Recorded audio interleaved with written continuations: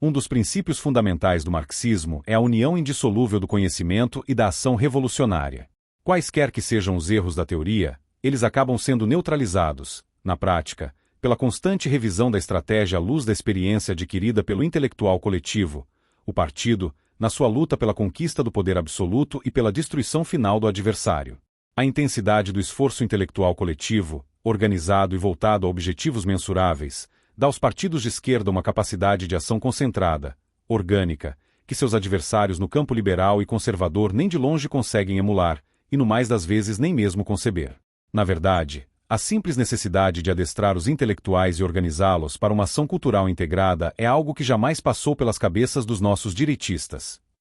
No máximo, o que concebem é uma pura disputa de ideias, como se, uma vez demonstrada em teoria a superioridade intrínseca da livre empresa, a militância socialista se dissolvesse por si, cabisbaixa e arrependida, desistindo para sempre de suas ambições revolucionárias. Nem de longe suspeitam que, na voragem da ação política, as ideias podem vir a representar um papel bem diverso, ou até inverso, daquilo que parecem anunciar pelo seu mero conteúdo. O intelectual coletivo, consciente dessa diferença bem como do fato de que os direitistas em geral a ignoram, diverte-se sadicamente, num jogo de gato e rato, fazendo as ideias mais ortodoxamente direitistas trabalharem pela glória e triunfo do esquerdismo. A aposta unilateral dos liberais no enxugamento do Estado, inspirada em considerações econômicas e morais perfeitamente verazes e justas em si mesmas, mas amputadas de toda conexão com a estratégia política e cultural, só tem servido para transferir as prerrogativas do Estado para as ONGs esquerdistas, quando não para organismos internacionais perfeitamente afinados com o esquerdismo.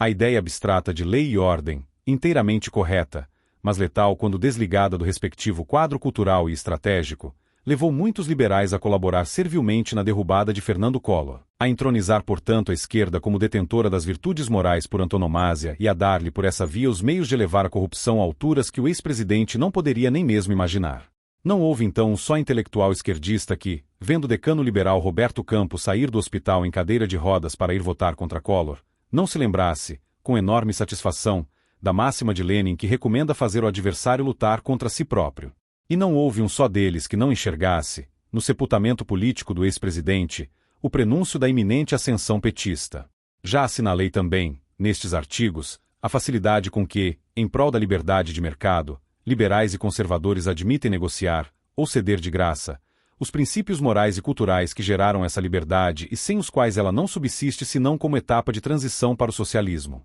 A direita deixa-se conduzir porque não tem nenhuma visão ou plano de conjunto, apenas o apego a pontos de detalhe que, de um modo ou de outro, sempre podem ser manejados para encaixar-se na estratégia abrangente da esquerda. Para que tivesse essa visão ou plano, a direita precisaria ter formado uma genuína militância intelectual habilitada, no mínimo, a acompanhar as discussões internas da esquerda e a prever o curso das manobras estratégicas que ali se preparam. Mas como esperar que os intelectuais da direita enxerguem o futuro, se não querem nem mesmo olhar para o passado e o presente? Participei de muitos fóruns da Liberdade, em Porto Alegre, a maior concentração de inteligências liberais e conservadoras que já se viu no Brasil, e jamais ouvi ali uma única palavra sobre o Foro de São Paulo, exceto saída da minha própria boca. Enquanto os liberais e conservadores discutiam em abstrato o sistema econômico e a estrutura do Estado, a esquerda construía, diante dos seus olhos cegos, a maior e mais poderosa organização política, político-militar, na verdade, que já existiu no continente.